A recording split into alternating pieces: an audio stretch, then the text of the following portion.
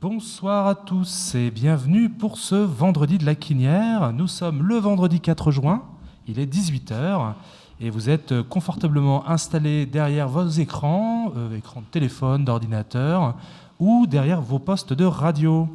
On espère que ce sera le dernier événement virtuel de la saison à vous proposer. Nous sommes à la fois donc sur la radio Studio Zef 91.1 à Blois, dans le cadre du programme Les médias citoyens de Blois, et sur la chaîne YouTube de l'ALEP. Toutes les productions et toutes les interventions de cette émission sont réalisées au sein de l'espace Quinière Rosa Parks, dans le cadre d'actions du Centre social Quinière, de l'ALEP et du service jeunesse de la ville de Blois. Et pour vous accueillir, je suis en compagnie de Sandra Janin, directrice du Centre social. Bonjour. Bonsoir. De Virginie Joly. Bonsoir Charles. Directrice de l'ALEP. Et de Laurent-Marie Julie, responsable de l'accueil jeunesse. Bonsoir. Tout d'abord, comment allez-vous tous ? Plutôt bien, dans une bonne dynamique en tout cas, puisqu'on a quand même une reprise progressive des activités. Donc ça c'est important pour nous, c'est quand même le cœur de notre métier. Voilà. Et tout d'abord, qu'est-ce qu'on peut dire sur le programme de ce soir ? Qu'est-ce qu'on va pouvoir voir ? Quelques mots justement pour, quelque part, donner envie aux spectateurs de rester jusqu'au bout ? Eh bien, on va mettre en avant les talents artistiques des habitants. On va valoriser tous les arts à RTS, aussi bien théâtre, chant, guitare, etc., etc. L'idée, c'est vraiment de passer un bon moment convivial, festif, lors de cette soirée des Vendredis de la Quinière en virtuel. Et je voulais en profiter du coup aussi pour qu'on dise un petit mot, un petit peu sur la reprise. La situation s'améliore, on va dire, et qu'est-ce qu'on peut dire justement sur les ouvertures dans les structures respectives de l'espace Quinière ? Peut-être à l'ALEP, qu'est-ce qu'on peut annoncer ? Alors nous, ça reprend progressivement, on reste prudent. On est très heureux de revoir nos adhérents et nos adhérentes. Donc voilà, petit à petit, on a repris les activités enfants et puis quelques activités adultes. Et on espère pouvoir accueillir tout le monde dans les semaines qui suivent.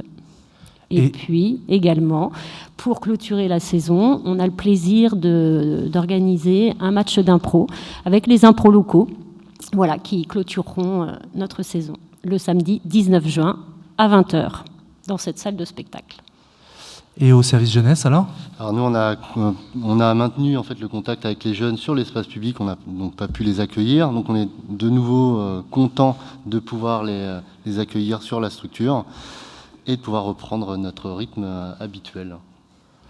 Et l'espace Quinière, enfin en tout cas au centre social ? Oui, même chose, on reprend petit à petit les activités, même si on n'a jamais arrêté totalement notre activité, puisque on a toujours accueilli les enfants de l'accompagnement à la scolarité malgré tout. Voilà, là on a relancé le jardin avec la fête du jardin dernièrement le 19 mai. Ensuite, on a des perspectives d'actions, d'événements sur l'espace public dans le cadre de Quinières Décales, dont les Vendredis de la Quinière font partie. Et puis un programme d'activités et de sorties également pour cet été 2021, en juillet et en août. Donc il ne faudra pas hésiter à venir nous rencontrer pour connaître le programme. Voilà. Merci à vous. Et avant qu'on démarre pleinement les festivités de ce soir, on va en faire un petit rapide sommaire de l'émission. Donc au programme ce soir, on va retrouver du cinéma, du théâtre, un quiz, la rencontre d'un bénévole du centre social, de la peinture et un peu de cuisine, et de la musique sous toutes ses formes. Donc voilà, quelque chose de très très varié. C'est vraiment la variété, la polyvalence des bénévoles, c'est vraiment l'esprit des Vendredis de la Quinière. Et d'ailleurs, on va commencer en musique avec Nicolas, qui va nous interpréter plusieurs morceaux à la guitare. C'est parti, on l'écoute.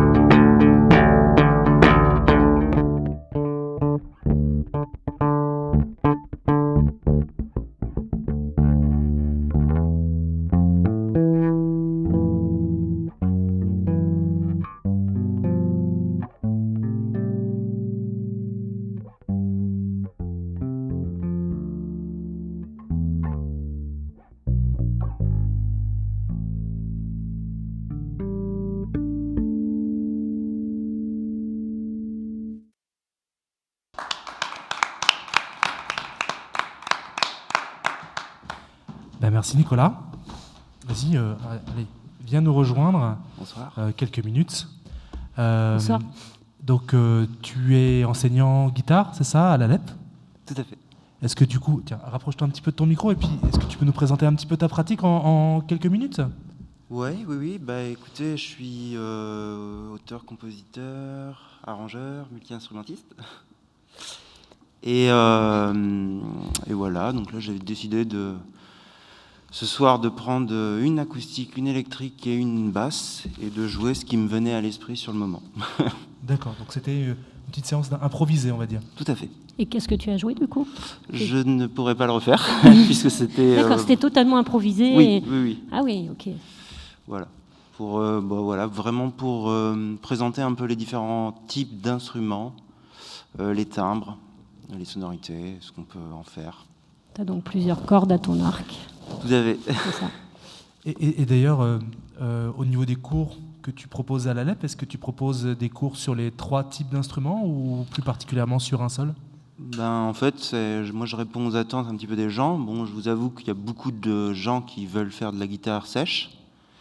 Après, ça arrive qu'il y ait parfois de la guitare électrique. La basse, il n'y en a pas encore eu. Mais voilà, plutôt de la guitare sèche en général.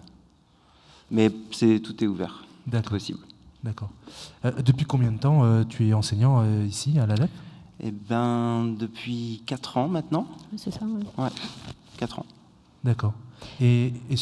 Comment se passe on va dire une saison d'apprentissage ou une année d'apprentissage pour les élèves? Je suppose que tout est fonction du niveau de départ, peut-être? Oui, tout à fait, oui. Pour les cours débutants, en gros, il y a les bases à mettre en œuvre la première année. Et puis après, sur les niveaux un petit peu plus élevés, on peut commencer à faire un petit peu de répertoire varié. Et moi, je leur donne beaucoup de conseils et de techniques également pour les rendre également acteurs de leur pratique et autonomes le plus possible. Au niveau des âges, des étudiants qui viennent voir? On a beaucoup d'enfants, donc plutôt à l'école primaire. Il y a aussi quelques ados, et puis il y a des adultes en fait de 18 à 70 ans. Oui, c'est ça. À peu près. Des ados accros d'ailleurs, parce qu'on a tout un groupe qui vient depuis de nombreuses années au cours de guitare et qui ont continué à suivre avec Nicolas lorsqu'il est arrivé et qui continuent encore aujourd'hui. J'avais une petite question, si je peux me permettre. Oui. Je ne sais pas, Nicolas, pourquoi la guitare? Qu'est-ce qui t'a... Depuis quand tu aimes la guitare et pourquoi et comment? Alors là, on remonte très très loin, depuis enfant en fait. Moi, depuis enfant, j'ai toujours voulu faire ça depuis mes 5-6 ans. Et vers 13-14 ans, j'ai commencé d'abord en autodidacte et puis après j'ai pris des cours. D'accord, t'as commencé par toi-même? J'ai commencé par moi-même. Alors j'avais déjà fait de la musique un petit peu avant, mais effectivement la guitare, j'ai vraiment commencé par moi-même. Et du coup, aujourd'hui, tu joues dans différents groupes, voilà, Blésois ou autres? C'est ça, principalement, je fais la guitare basse dans le groupe Blésois Skawax. Ok. Voilà. Qu'on a eu le plaisir d'accueillir à la radio déjà. Oui. Voilà. Bien connu, un groupe assez connu d'ailleurs sur le Blésois Skawax. Oui, on a fait quand même... aujourd'hui, en fait, ça fait 7 ans que le groupe existe et on a fait plus de 100 dates et la plupart quand même en région centre. D'accord. Merci Nicolas. Merci à vous. Et puis je vous propose qu'on continue dans notre programme. Et je crois qu'on a une petite bande-annonce cinéma à vous proposer aux spectateurs de l'émission de ce soir. Et on se retrouve juste après pour en dire quelques mots. Voilà, merci. Merci à vous. Bonne soirée. Il fait 2 ans que je travaille pas. J'ai l'impression que tout ce que je touche se transforme en échec. T'es pas David Bowie, papa. Tu le sauras jamais. Moi, j'ai trouvé plus dépressif que moi, j'ai l'impression. Je m'appelle Delphine, je suis alcoolique. Ce qui m'a sauvée, c'est mon équipe de natation synchronisée masculine. Assez prometteuse, je dois dire. Alors pour être dans cette équipe, il faut allier la volonté, la grâce, le rythme et une grande hygiène de vie. Tu t'en sens capable de ça? Bon, tu sais nager au moins? Ouais, pas mal, enfin... Bon, c'est bon, t'es dans l'équipe. Oh putain, le bordel de merde! Championnat du monde, c'est un fantasme. Qui est pour? Allez, c'est bon. Qu'est-ce que j'écris là? Équipe de France. Et pourquoi pas les hommes dauphins? Non. Arrête, Qu'est-ce que vous croyez, hein? C'est comme ça que vous allez gagner? Je veux juste participer. Participer, fils de pute! Non, on arrête de rigoler, vous allez tous vous mettre en tenue, on va aller courir! Je peux pas mes habits pour courir, là. Ah bon, on s'en fiche. Allez, gros porc! Oh la putain! Tu es une grosse connasse. On va chercher la fille qui est en nous. Moi, y a pas de fille en moi. Bien sûr que si, abruti. Hein. T'en perdras pas tes trucs pour autant. Au contraire, t'en gagneras peut-être un peu. Ça vire un peu à l'orange? Non. J'ai mis l'autre bronzant. Tu trembles? Ouais, je tremble, ouais. Tu trembles jamais, toi? Non. Ça m'empêche pas d'avoir peur. T'imagines un peu ce qu'il se raconte autour de lui? Mais c'est mon mec et je suis fière de lui. C'est important d'être fidèle à ses rêves. On sait que vous avez peur, mais qu'on est là. Et puis vous dire aussi qu'on vous aime.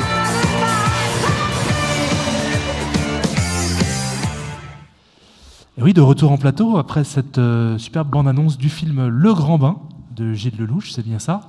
C'est ça. Pourquoi on vient de diffuser cette bande-annonce? Et ben, en fait, ce film il sera diffusé en plein air le 22 juillet, dans le cadre des événements de Kinnears-Écale qu'on propose. Faut savoir que les manifestations vont commencer à 16h. De 16h à 19h, il y aura des jeux qui seront proposés avec la Ludonomade. Et puis Christelle Tam aussi, qui viendra vous proposer un peu de massage et relaxation.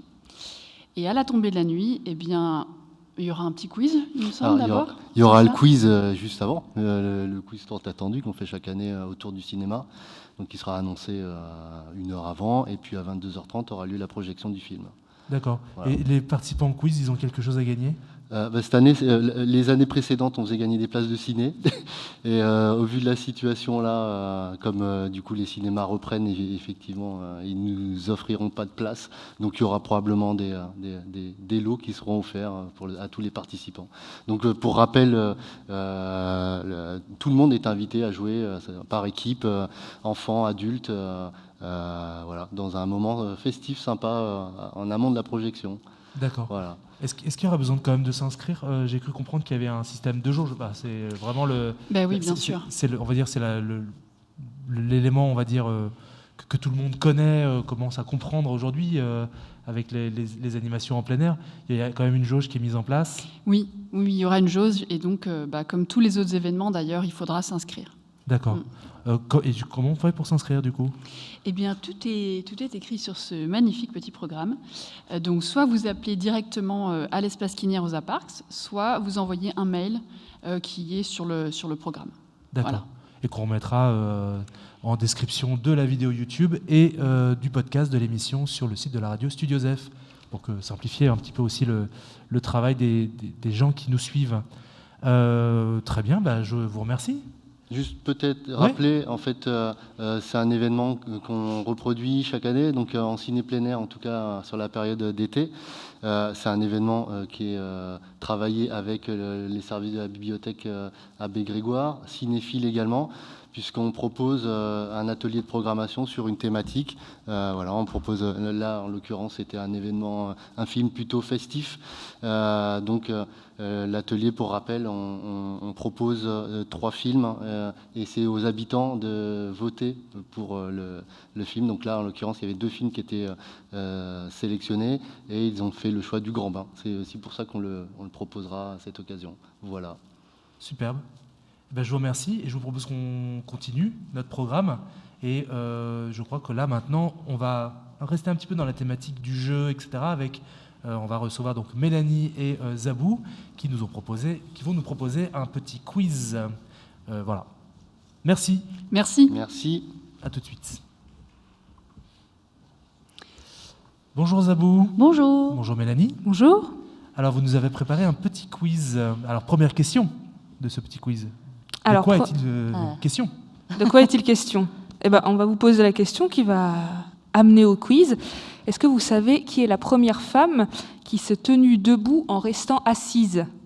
Charles et Virginie, donc vous participez au quiz. J'ai une petite idée. Moi aussi, je crois, mais je ne suis pas sûre de moi. Alors... Donc, on parle bien de Rosa Parks, c'est ça ? Vous pensez à Rosa Parks et c'est évident, mais vous n'avez pas tout à fait raison, parce qu'en effet, Rosa Parks, elle a refusé de céder sa place à un homme blanc dans un bus en Alabama le 1er décembre 1955.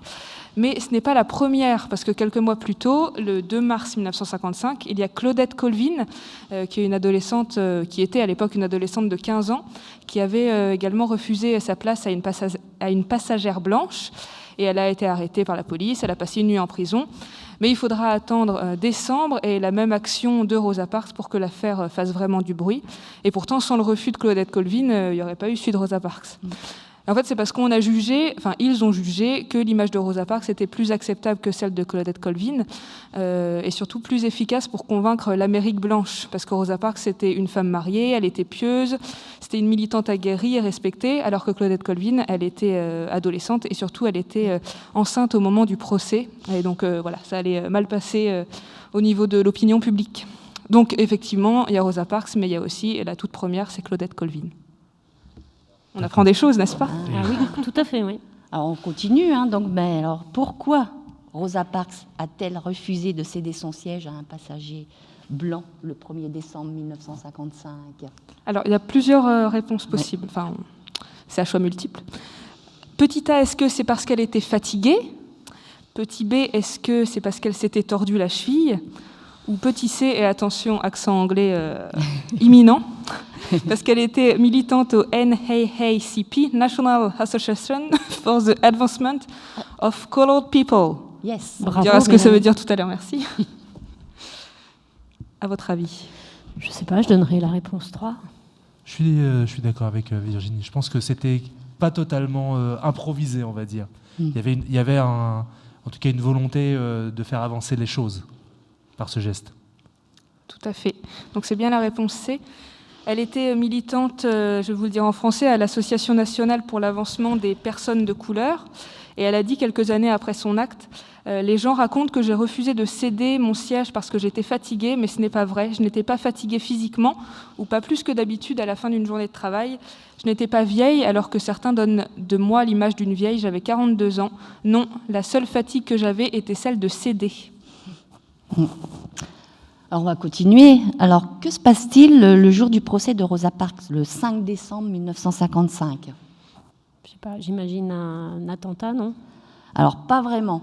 Mais ça a quand même fait l'effet d'une bombe parce que le jour du procès commence une campagne de protestation et de boycott contre la compagnie de bus. Donc il y a un groupe de militants afro-américains qui se réunit autour d'un jeune pasteur de 26 ans, pas très connu à l'époque, qui est Martin Luther King. Donc la plupart des gens solidaires du mouvement, opposés à la ségrégation, qu'ils soient noirs ou blancs, n'empruntent plus le bus public. Ils vont travailler soit à pied, soit à vélo, ou dans des taxis qui sont conduits par des chauffeurs noirs et qui abaissent leurs tarifs carrément.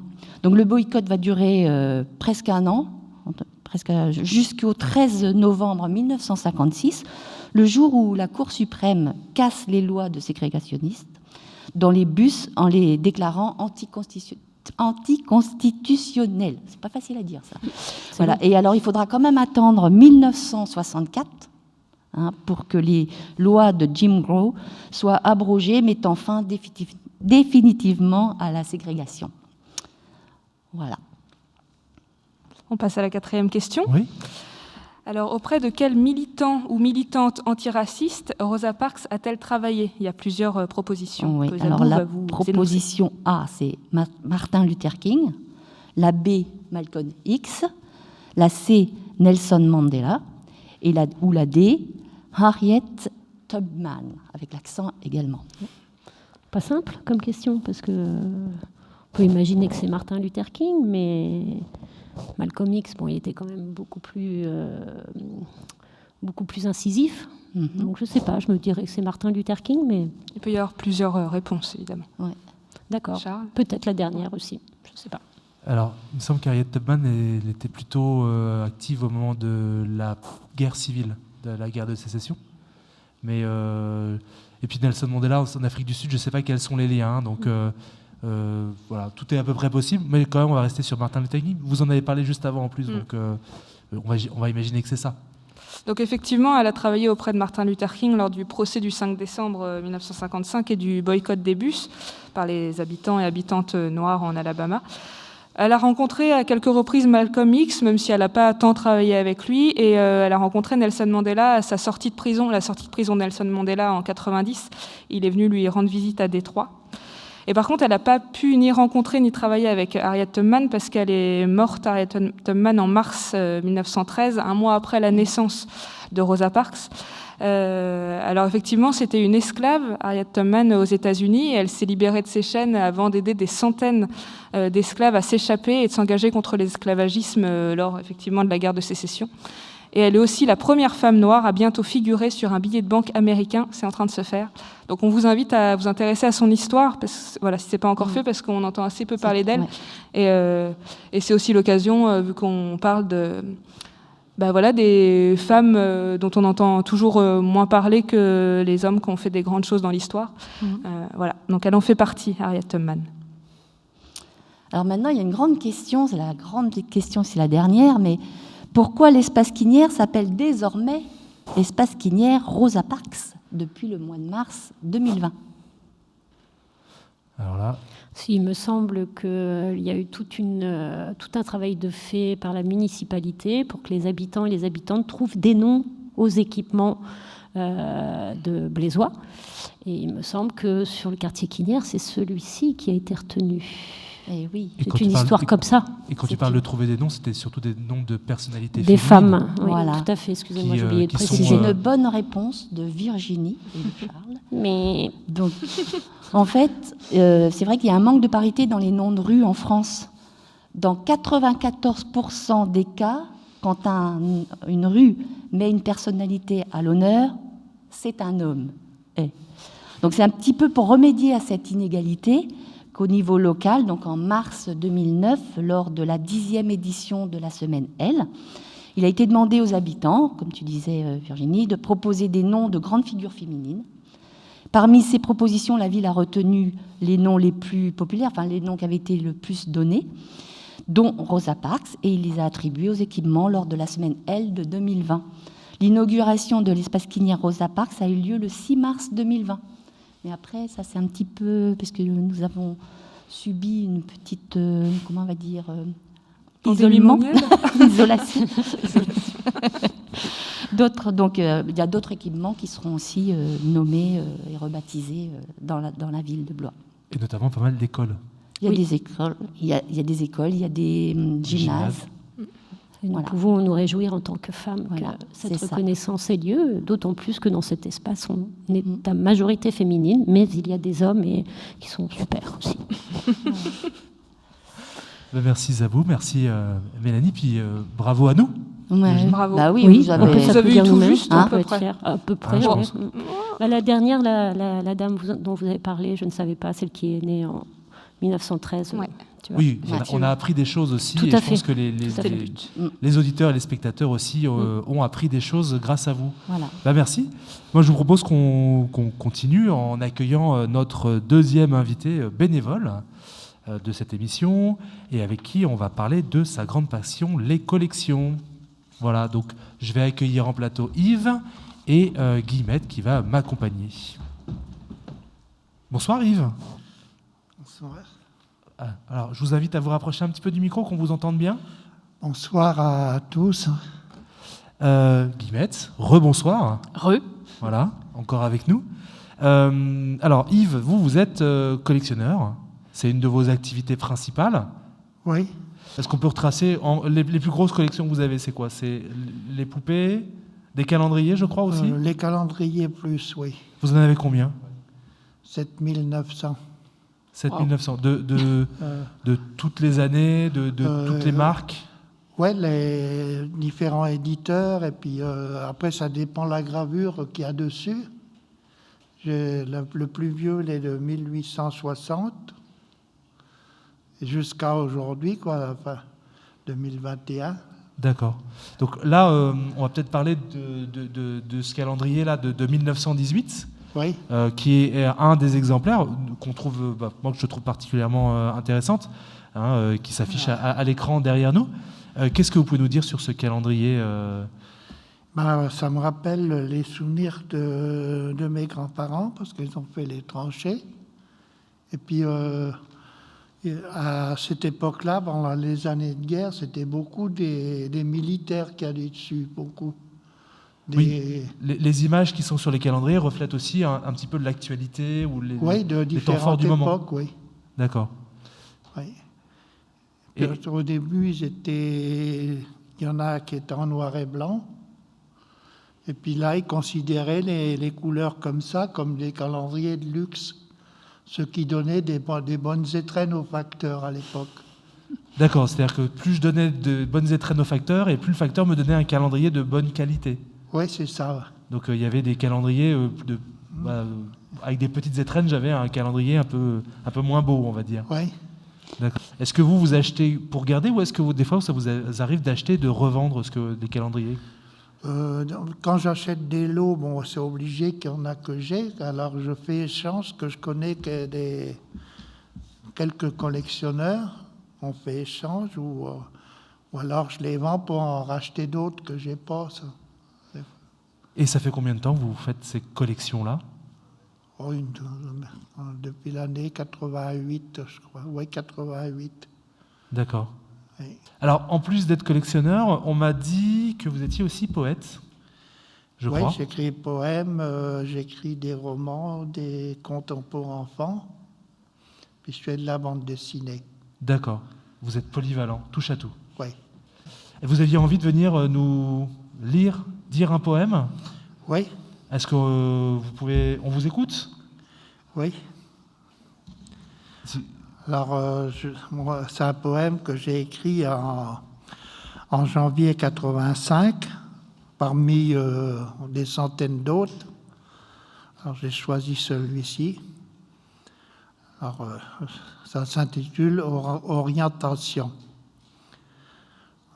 Se revoir en blouse grise, comme au temps de l'école, exhiber ses opinions, y croire. Le temps s'y tarit en sa corolle. Se retrouver 20 ans après, avec l'âge d'avoir son enfant, et mûrir comme des exilés, puis s'élargir comme des éléphants. Se sentir comme en rêve, révélant action concrète, je pousse et je m'élève, au pigeonnier, arme secrète. Se revêtir après tant d'années passées à végéter ici et là, la solitude s'y est enfermée, alors je gravis le plus bas. Se revoir dans la grisaille, ce n'est plus vraiment possible, le bourgeon ici se chamaille avec les souvenirs inadmissibles. S'orienter en la position stable, y rester indéfiniment longtemps, retrouvant un bonheur indomptable, aimant sa partenaire éperdument. Voilà. Merci Yves. Merci Yves. Eh bien, voilà, on a terminé pour cette première partie d'émission. On va continuer après cette petite annonce, une annonce importante, je crois, pour cet été, puisque en partenariat avec le Château d'Eau, le mardi 13 juillet à 19h, il y aura un concert aux abords de l'Espace Quinière. C'est l'artiste Mel Malonga. C'est sur inscription, hein, comme pour le cinéma en plein air, qui aura lieu quelques jours avant. Donc voilà, si vous êtes intéressé, n'hésitez pas à aller vous renseigner auprès de l'Espace Quinière. Et je crois qu'on a quelques extraits de cet artiste que vous pourrez découvrir à la belle saison. Voilà, on regarde ça et on revient juste après. Mbote, Mbote, j'espère que vous allez bien. Moi, ça va plutôt bien. Je vais vous interpréter un morceau intitulé Zimbola.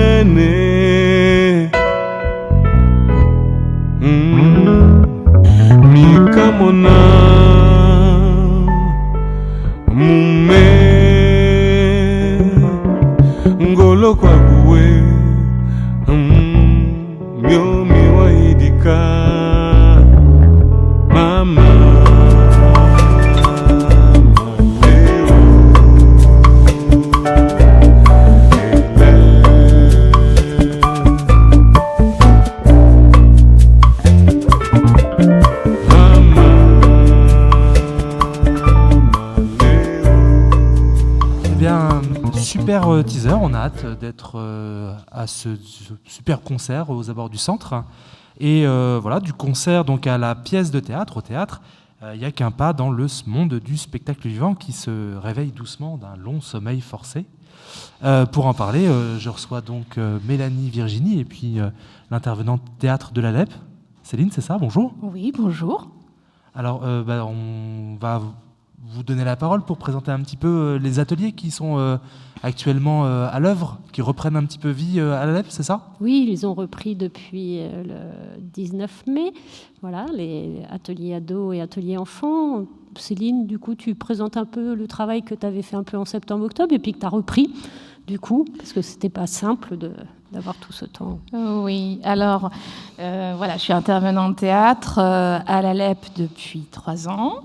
Et c'est vrai que cette année, c'est une année un peu particulière, il faut le dire. On a été entrecoupés, voilà, de plein de pauses.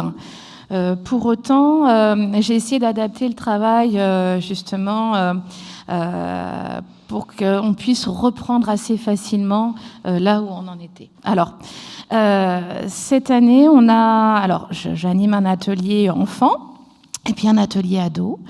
Et on a tous travaillé sur la même thématique. On a travaillé surtout sur des monologues. Voilà, monologue comme ça, on n'est pas trop en interaction avec les autres, on se postillonne pas trop dessus, voilà. Et sur les monologues, du coup, je leur ai proposé une trame, et ce monologue, il s'appelle « Là où je vis ». Et chacun a pu construire son monologue, voilà, à partir d'une trame commune. Et ce monologue a été le prétexte à plusieurs exercices, notamment, je leur ai demandé de mimer leur personnage de monologue, parce que là, c'est là où je vis. Alors, qu'est-ce que je mime de ce que je vis, voilà. Et on l'a travaillé sur des fonds sonores qu'ils ont plus ou moins choisis. J'avais des propositions, voilà. Donc, on a travaillé beaucoup sur le mime à une certaine période. Et puis, on a aussi travaillé sur comment je pose ma voix, comment je projette ma voix. Voilà. Alors ça, c'est toujours très compliqué pour les enfants parce que ils ont tendance à faire du théâtre comme ils jouent dans la cour de récréation, comme ils jouent dans leur chambre, sans penser à la personne qui va recevoir ce qu'ils jouent. Donc toujours, je les mets toujours en situation, attention, qu'est-ce que tu offres au spectateur là aujourd'hui ? Pense à ce que tu offres au spectateur. Je voulais parler de la façon dont je construis une séance.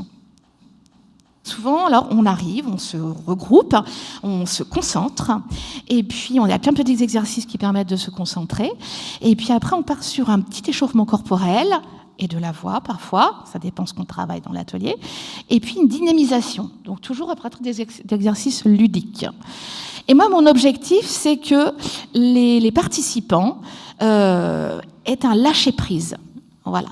Et que le regard d'autrui ne soit plus un frein, et qu'il y ait une confiance qui se crée au sein du groupe, et qu'ils puissent aussi mobiliser leur imaginaire, parce que je trouve qu'on ne laisse pas beaucoup de place à l'imaginaire. Je ne prépare pas de pièces de théâtre avec les enfants, une œuvre. C'est pas mon approche, en tout cas. Ce qui est proposé avec les enfants est souvent une création qui naît au sein de l'atelier. Voilà. Je peux amener des extraits de texte qui peuvent être des supports de travail, mais j'aime quand ça vient d'eux. Voilà.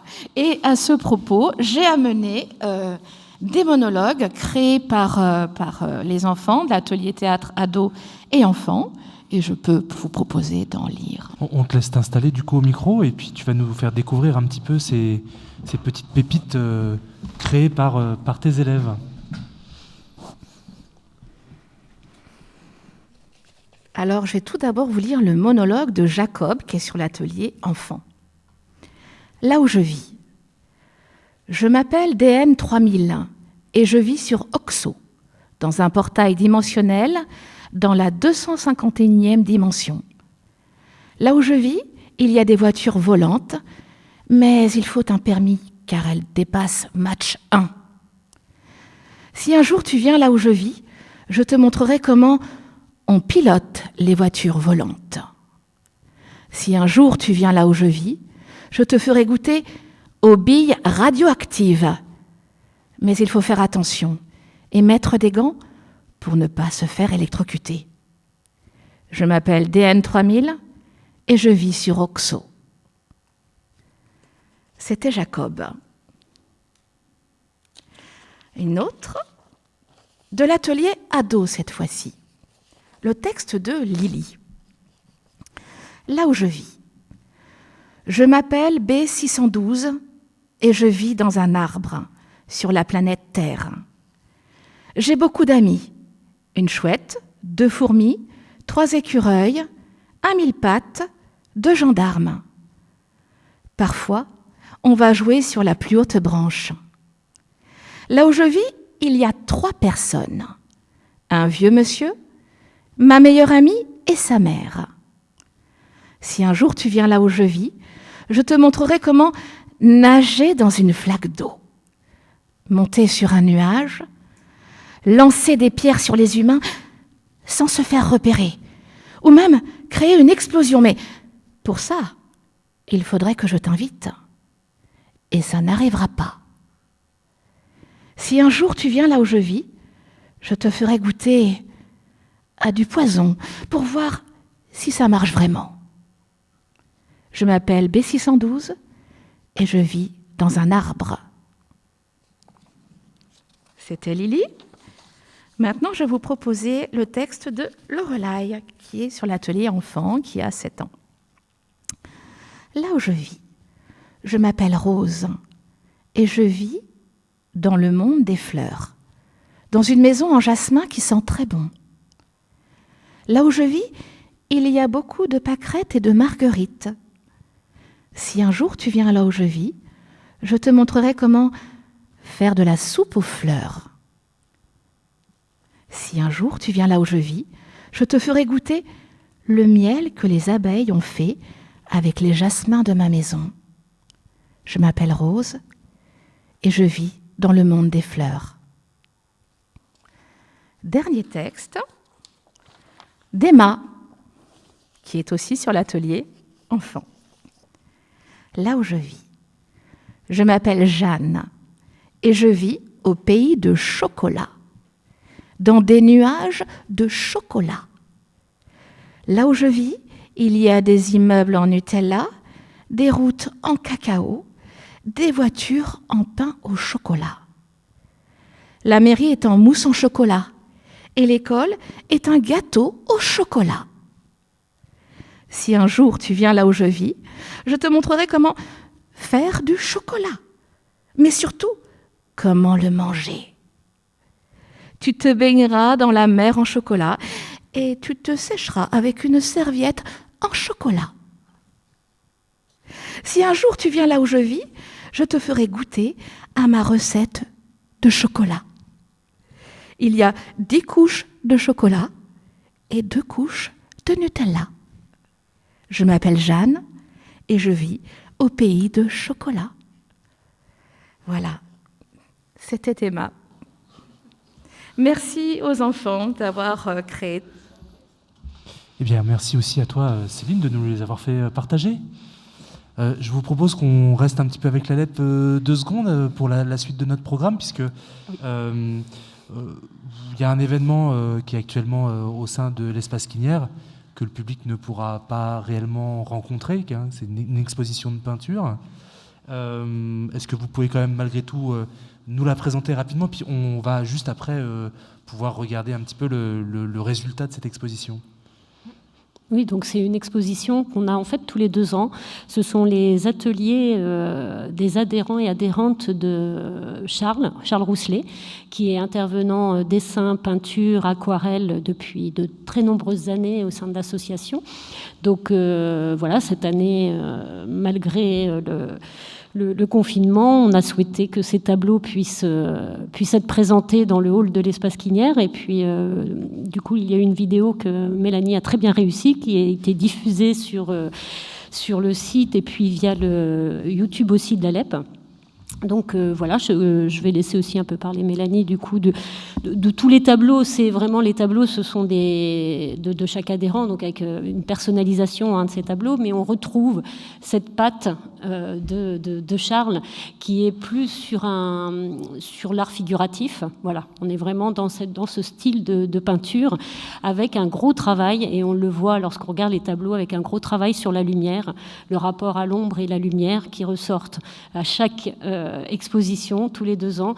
Il y a un travail sur le regard, puisque l'art figuratif, Charles serait là pour en parler beaucoup mieux que moi, bien évidemment, mais j'essaye de restituer en tout cas son travail comme je peux. Mais ce travail, voilà, de la réalité, de ce que l'œil voit, et comment il arrive à accompagner les adhérents et les adhérentes dans la perspective. Mais voilà, nous, ça nous est apparu important de maintenir l'exposition, et on avait déjà fait une exposition en mars qu'on avait filmée. Bon voilà, évidemment, on est les seuls à l'espace Quinière qui travaillons à pouvoir en profiter voilà, dans le réel, mais c'est l'occasion aussi de pouvoir filmer les œuvres et d'interroger les artistes, et voilà, de mixer tout ça dans une vidéo, et voilà, les personnes sont plutôt ravies. Voilà, c'est ça, ça a été l'occasion de retrouver quelques adhérentes qui sont venues poser ces tableaux et de pouvoir échanger avec elles. Ça a été un démarrage, une reprise de contact qui a été très agréable pour nous. Voilà. Mais voilà, vu que l'espace rouvre un peu, vous pouvez quand même, si vous avez évidemment des activités au sein de l'espace Quinière, apercevoir les tableaux. Eh bien, très bien, on regarde tout ça et puis on revient juste après et on continuera à parler théâtre. Voilà, à tout de suite. À tout de suite.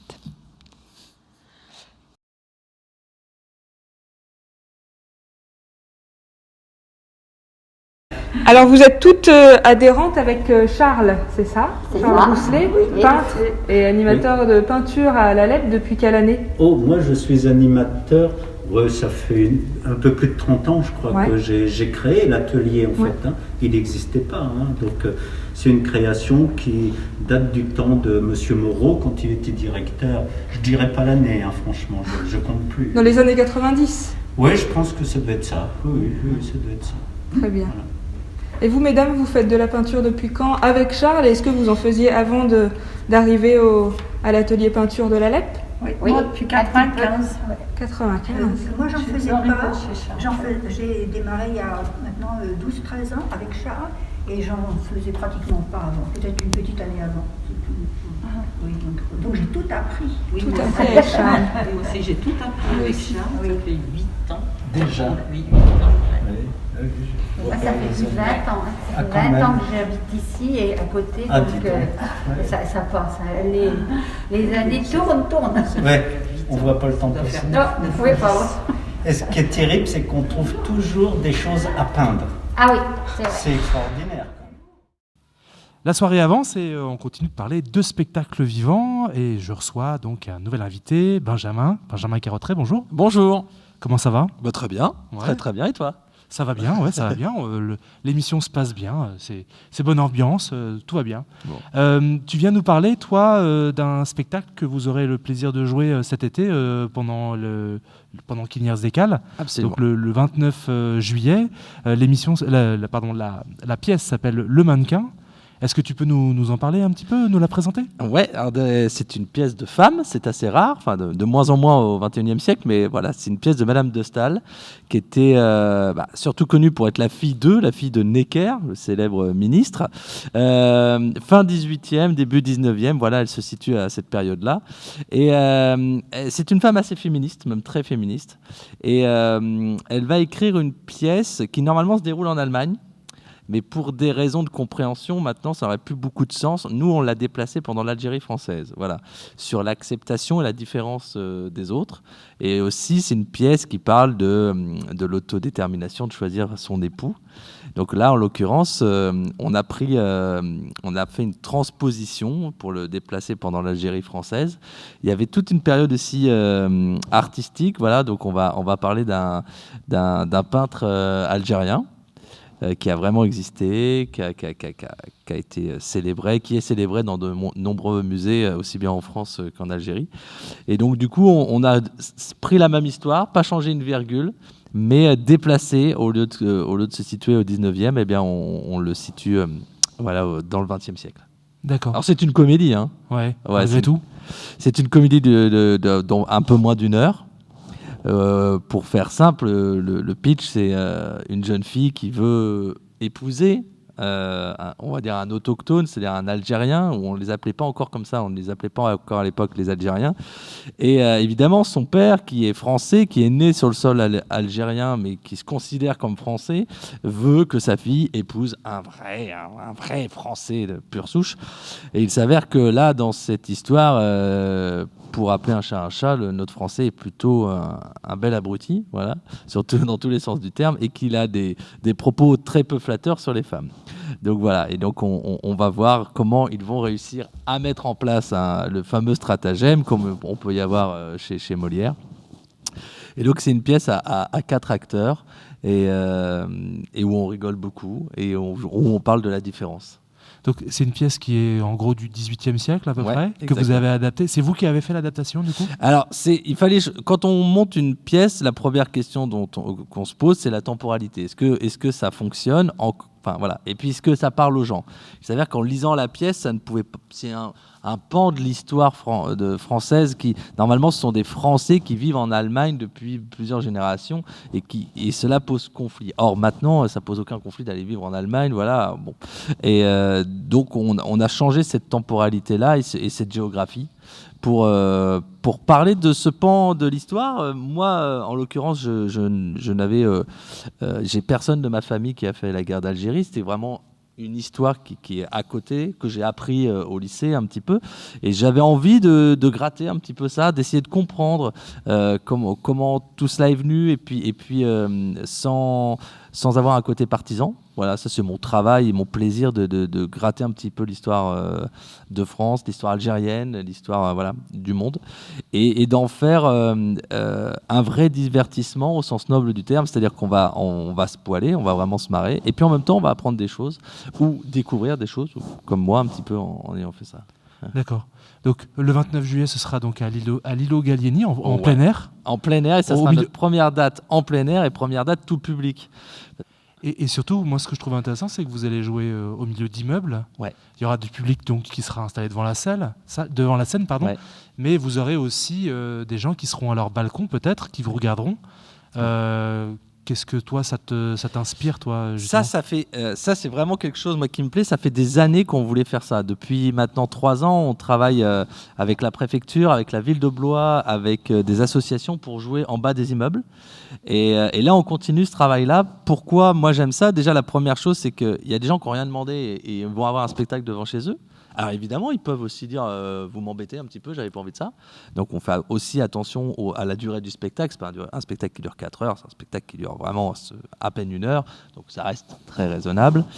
Et puis c'est aussi pour nous une manière de remettre la culture. On sait que voilà, elle a été en difficulté pendant de longs mois.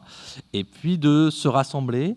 Alors comme une sorte de communion. Le mot est un peu trop religieux, mais en tout cas c'est ça, de se retrouver, de revivre ensemble. Et ça vraiment pour moi c'est hyper important autour de l'art. En l'occurrence nous on fait du théâtre, donc voilà.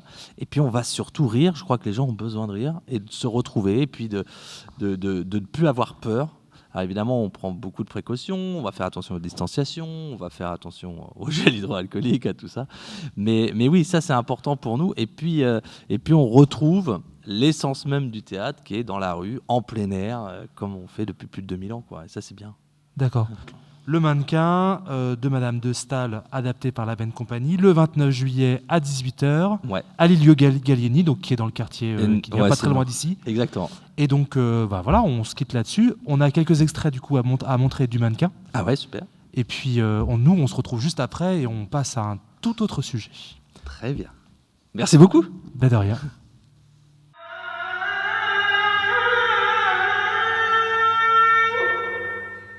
Non, non, non et non, ma fille!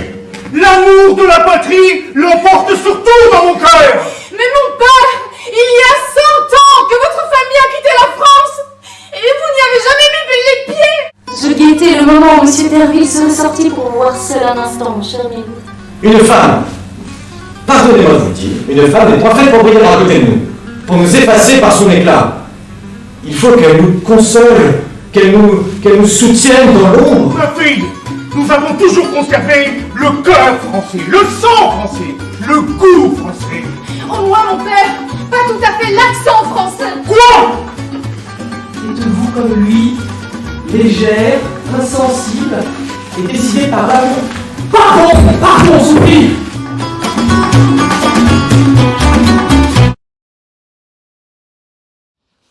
Donc après théâtre, comme je l'annonçais juste avant, on change complètement de sujet et on va parler cuisine, car oui, cuisiner, c'est aussi de la culture. C'est ça, tout à fait. Donc on reçoit Bénédicte, bonjour. Bonjour. Qui vient nous présenter une peut-être recette à partager entre amis. Et puis donc à ma gauche, j'ai aussi David qui aura le plaisir de nous jouer quelques morceaux de musique. Bonjour. Alors, on va commencer par toi, Bénédicte. Oui. Qu'est-ce que tu nous proposes comme recette, du coup ? Alors, des crackers faits maison, bien sûr, avec très peu d'ingrédients. On passe un bon moment entre amis avec ces petites gourmandises pour l'apéritif. D'accord. Alors, avant que tu commences à nous expliquer, est-ce que tu peux juste nous dire d'où vient l'idée, où est-ce que tu as trouvé cette recette ? Oui, justement, j'y réfléchissais il n'y a pas si longtemps. Et en fait, c'est un peu une recette de famille, entre guillemets. Il y a quelques années, j'étais allée voir ma cousine en Normandie qui nous avait confectionné ces crackers. J'avais pour habitude de les acheter dans le commerce. Et après avoir goûté les siens, je me suis mis à faire ces crackers plutôt que de les acheter. D'accord, parce que du coup c'est meilleur et moins cher en même temps. C'est meilleur, ouais. Moins cher certainement, mais surtout meilleur. Très bien. Alors dis-nous, comment est-ce qu'on s'y prend pour ces crackers ? Déjà les ingrédients dont on a besoin pour la recette ? Alors il vous faut 15 grammes de graines de tournesol, 15 grammes de graines de sésame, 25 grammes de graines de courge, et 15 grammes de flocons d'avoine, ça c'est les éléments secs, 65 grammes de farine complète, 67 grammes d'eau, 25 grammes d'huile d'olive et une pincée de sel. D'accord, c'est très précis parce que là on est sur 67 grammes d'eau. Tout est en grammes. Ouais. Est-ce que c'est grave si c'est un peu plus humide ? Non, après c'est la consistance. Le fait de mettre un peu plus d'eau, il faudra peut-être ajouter un peu de farine du coup, ou de flocons d'avoine en fait. D'accord. Il faut garder une consistance de pâte ni trop liquide ni trop ferme. Donc voilà. Après, c'est pas non plus au gramme près. D'accord. Et donc du coup, comment on procède ensuite une Alors fois qu'on a on ces commence ingrédients ? d'abord par mélanger tous les ingrédients secs, donc les graines, les flocons d'avoine, la pincée de sel. Ensuite, donc ça, on commence déjà à mélanger. Après, on rajoute l'eau, l'huile d'olive. J'ai oublié la farine dans les éléments secs, donc on met la farine avant l'huile d'olive et l'eau. On mélange, on obtient une pâte qu'on va ensuite déposer sur une feuille de cuisson. On appose sur cette pâte obtenue une deuxième pâte de cuisson avec laquelle on va étaler la pâte avec un rouleau à pâtisserie. Et voilà, la recette est quasiment terminée. Il suffit ensuite d'enlever la première feuille de cuisson qui aura été mise dessus et d'enfourner au four 20 minutes, thermostat 6. Voilà. C'est ça. Donc très simple à réaliser. Complètement. À la sortie du four, on obtient une galette assez grande et il suffit simplement ensuite de les casser à la main et on obtient ce que l'on a ici. Ici. On va goûter alors. David, avec plaisir. Avec plaisir. En plus, ça nous fera l'occasion d'enlever notre masque. C'est ça. Comme ça. Alors, à manger nature ou accompagné de petites rillettes de poisson, de houmous. Voilà. Bon appétit. En effet, c'est très bon. On sent bien les graines. Ouais. Elles sont bien présentes. C'est assez agréable. Et c'est assez fin, contrairement aux crackers qu'on peut trouver dans le commerce. Ils sont beaucoup plus épais. Alors que là, je trouve que c'est beaucoup plus friable, beaucoup plus agréable.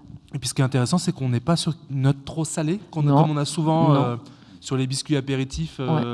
On a souvent beaucoup de sel, ce qui donne soif. Et du coup, c'est vrai. Là, on a quelque chose qui est plus équilibré au niveau du sel. On peut éventuellement même en rajouter un petit peu si on aime ça. Après, on peut rajouter, j'ai déjà fait également avec du curry, des épices pour donner un autre goût, ou du gruyère râpé si on veut agrémenter. Après, c'est au bon vouloir de chacun. Ça, c'est le crackers de base. Très bien. Merci, Bénédicte. Je vous en prie. Pour cette bonne recette. Avec plaisir, à consommer sans modération. Exactement. Et du coup, c'est une bonne recette pour accompagner les apéritifs entre amis. C'est ça. Qu'on va pouvoir enfin redémarrer avec les belles soirées d'été, exactement. Très bien. Merci. Et puis, donc, on arrive bientôt à la fin de l'émission. Mais avant, je vous propose qu'on accueille notre dernier invité. David, bonjour. Bonjour. Alors, toi, tu vas conclure cette émission en musique. J'ai la pression. Hein. Ouais, t'inquiète pas, ça va bien se passer.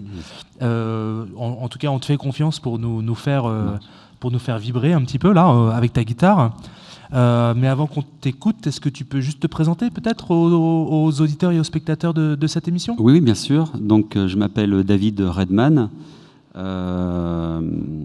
J'ai un parcours musical classique de guitariste de rock et en fait je viens de Bretagne. Du coup, je suis allé très tôt en Bretagne, j'y suis resté très longtemps et donc j'ai appris la musique dite folklorique ou traditionnelle, fest-noz, fest-days, où en fait la guitare se joue pas tout à fait de la même manière, plutôt un instrument d'accompagnement.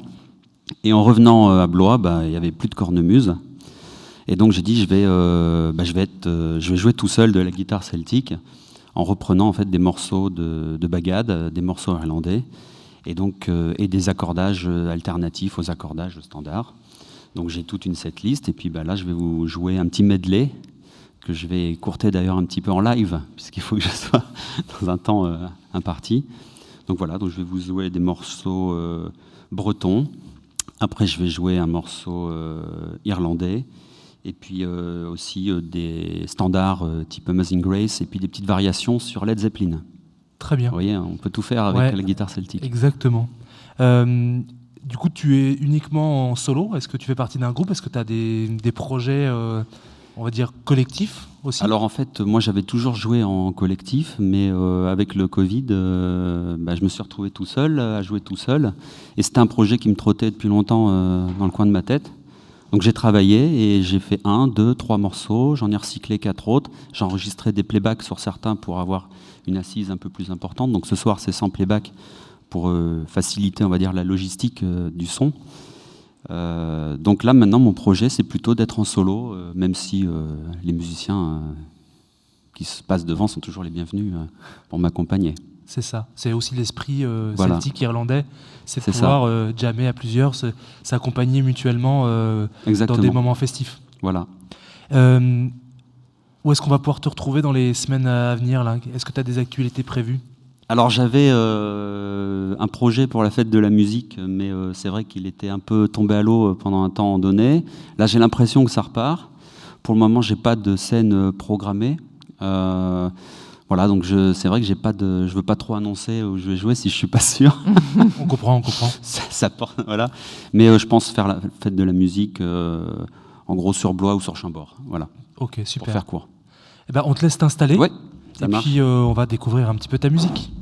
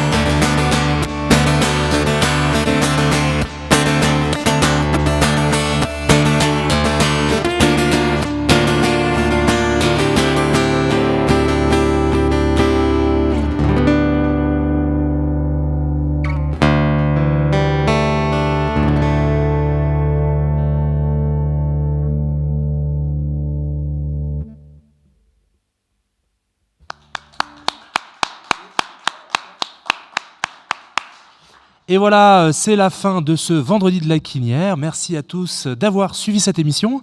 Je tiens également à remercier tous ceux qui ont participé à cette émission, à sa création et à sa réalisation.